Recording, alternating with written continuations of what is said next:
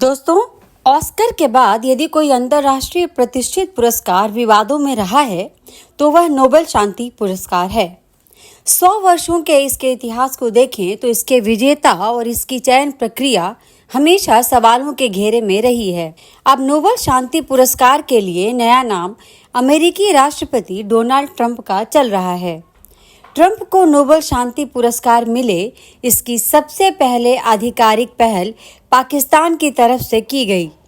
इसके बाद इजराइल ने भी नोबेल पुरस्कार के लिए नोबेल कमेटी को पत्र लिख दिया। खास बात यह है कि नोबेल शांति पुरस्कार के लिए ट्रंप का नाम आगे करने वाले इन दोनों देशों पाकिस्तान और इजराइल के बीच राजनयिक संबंध नहीं है।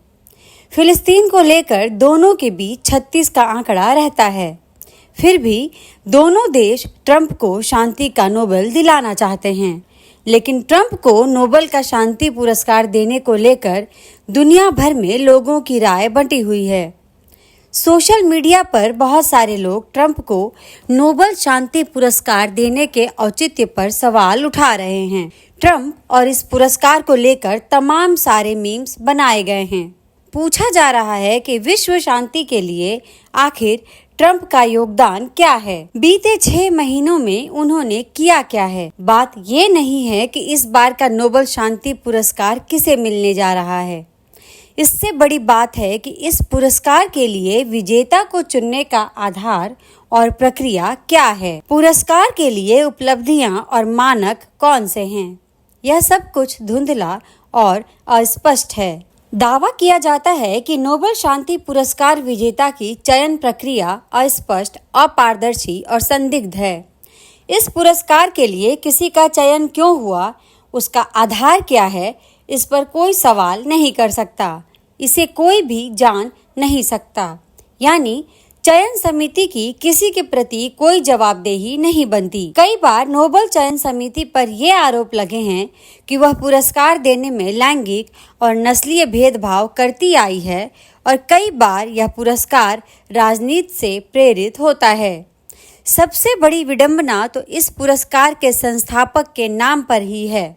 अल्फ्रेड नोबेल, जिसने तबाही बारूद यानी डायनामाइट का आविष्कार किया, ऐसा व्यक्ति जो जीवन भर मानवता को नुकसान और उसे खत्म करने वाले हथियारों को बनाता रहा, उसके इस डायनामाइट ने दुनिया में क्या क्या काम किया है इसे बताने की जरूरत नहीं है।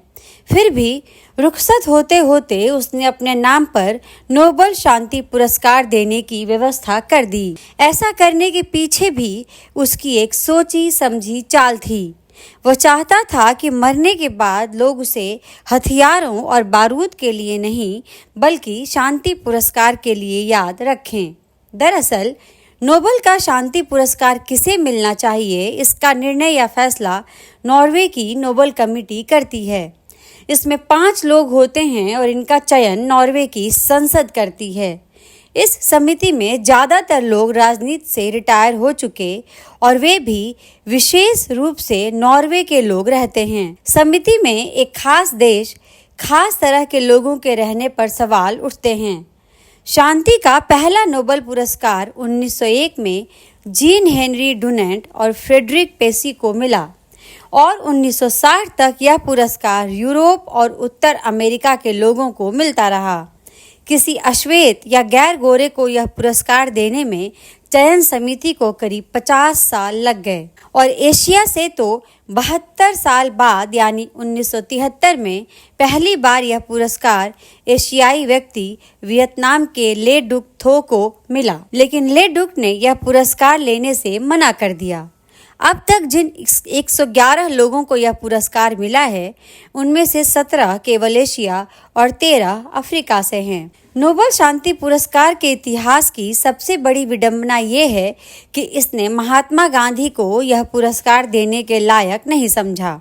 ऐसा व्यक्ति जिसने जीवन की थाती ही अहिंसा रही, जिसने सत्य और अहिंसा के रास्ते पर चलते हुए भारत को आजाद कराने का अभियान चलाया, उनके इस अहिंसक मार्ग से प्रेरित होने वाले मार्टिन लूथर किंग और नेल्सन मंडेला को नोबेल शांति पुरस्कार तो मिल गया, लेकिन 1937, 1938, 1939, 1947 और 1948 में 5 बार नामित होने वाले महात्मा गांधी को यह पुरस्कार नहीं दिया गया। दुनिया की ऐसी तमाम शख्सियतें हैं जिन्हें यह पुरस्कार मिलने पर सवाल उठे। ओस्लो पीस अकार्ड्स पर काम करने के लिए 1994 में फिलिस्तीनी नेता यासिर अराफात ने अपना नोबेल शांति पुरस्कार इजराइल के 2 लोगों के साथ साझा किया। तो 2006 में बांग्लादेश के मोहम्मद यूनुस, 2009 में बराक ओबामा को यह पुरस्कार मिला। इन सभी नामों पर विवाद रहा। ओबामा ने नोबेल मिलने के बाद मध्य पूर्व और अफगानिस्तान में बड़े हमले और ऑपरेशन कराए। इन हमलों में बड़ी संख्या में निर्दोष लोगों की मौत होने का दावा किया जाता है। तो बांग्लादेश की अंतरिम सरकार का मुखिया बनने वाले यूनुस के कार्यकाल में हिंदुओं और अल्पसंख्यक समुदाय के खिलाफ जिस तरह से हमले हुए, वे इस पुरस्कार के औचित्य और प्रासंगिकता पर सवाल खड़ा करते हैं। ऐसे में ट्रंप ये भी कह सकते हैं कि यदि ओबामा को यह पुरस्कार मिल सकता है तो उन्हें क्यों नहीं। दोस्तों, हमारे इस चैनल को लाइक, सब्सक्राइब और इस वीडियो को शेयर जरूर करें। धन्यवाद।